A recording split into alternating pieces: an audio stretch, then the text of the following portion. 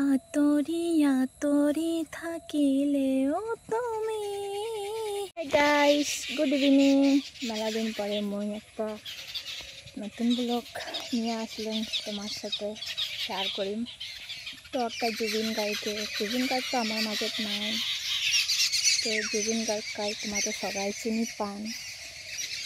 তো জুবিন গার্গের একটা গান করলাম, তো তোমার সাথে আমি শেয়ার করিম। আতৰি আতৰি থাকিলেও তুমি নিদিবা দূৰণি মনৰ পৰা। দূৰ দূৰণিত থাকিলেও তুমি পৃথক নিদিবা জীৱনৰ পৰা।